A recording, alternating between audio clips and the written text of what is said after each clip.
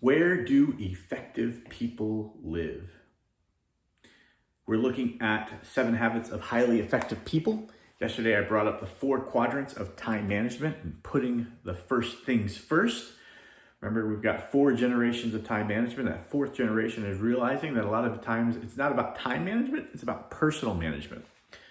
And so if you separate your tasks into urgent tasks, not urgent tasks, important tasks, and not important tasks, you start to figure out which things should go first. Now, there are a lot of people that spend much of their time right here in quadrant 1.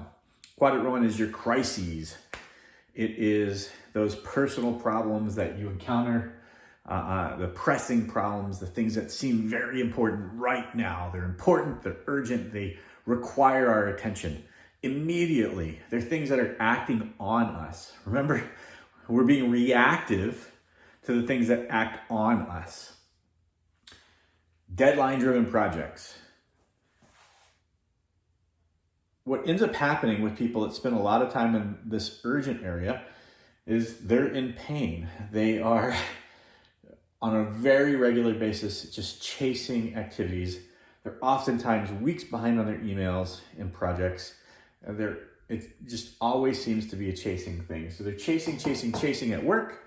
And then when they get off of work, they spend a lot of time here in this quadrant 4, which is just busy work, some calls, some emails, those time wasters, some pleasant activities with friends.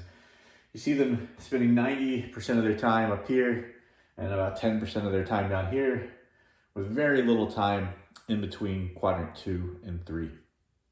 Interestingly enough, we also see a lot of people that urgently respond to not important things. Interruptions. Every webinar and meeting that I start, I ask people to put their phones away, and not just off and on their table in front of them, like away. If you're going to be present for a meeting, be present for the meeting. Be present for the conversations. Be present for what you may be able to learn. We do the same thing at dinner in our family, right? Like the phones get taken away from us and put away. You put them up in your bedroom sometimes when you want to make sure that you're focusing in on your family and family time. It doesn't have to always be centered around the phones, but we all know people that if the phone rings, they pick it up and they answer it. It doesn't matter if you're in the middle of a conversation. If the phone rings in the middle of a meeting, they'll pick it up and answer it. I was at a huge conference one time, a billionaire speaking on the stage, and phones were ringing and people were getting up and answering it in the middle of the conference. Blew my mind. But that's where some people live. They think that these not important activities are urgent. Now, it's far be it for me to judge what's happening on the other end of the phone, but good personal management would say that you can tell people that you're in a meeting, even set up some messages that allow people to know when it is that you can call them back, right?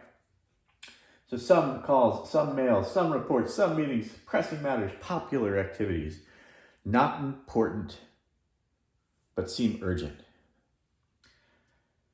Again, because they feel like they're doing important things, they're also taking their off time in quadrant 4. So again, they're spending about 90% of their time doing not important things, thinking they're important urgently.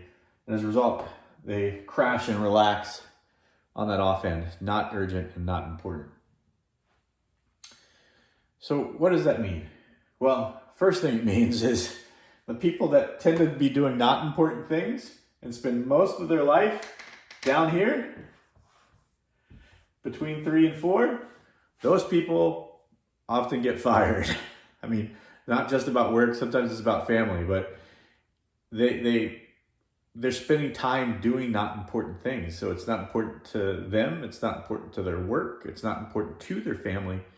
They're focusing on the wrong things. People get fed up, people get frustrated, and they move on. And so, wait a minute, Jeff, you just crossed off like 3 sections of the quadrant. You're saying spend your life in crises is not a great place to be. To spend your life doing not important things urgently is not a great place to be. Spending your life doing not important things not urgently while relaxing sometimes, also not where you want to spend most of your life. So what does that leave us? That leaves us quadrant 2. So let's talk about that for a little bit. Again, prevention. It's relationship building. Recognizing new opportunities. I just dropped my cap and we're gonna keep moving. Planning and recreation. Planning ahead, having recreational time, building good, strong, deep relationships, ounce of prevention, worth a pound of cure. Thinking ahead and taking care of business before it becomes urgent, and then you're chasing things all the time. So if you don't have a plan, first creation, often the actual creation becomes very tough to implement and you end up chasing yourself. Questions, comments? Leave them after the beep. No, I'm just seriously.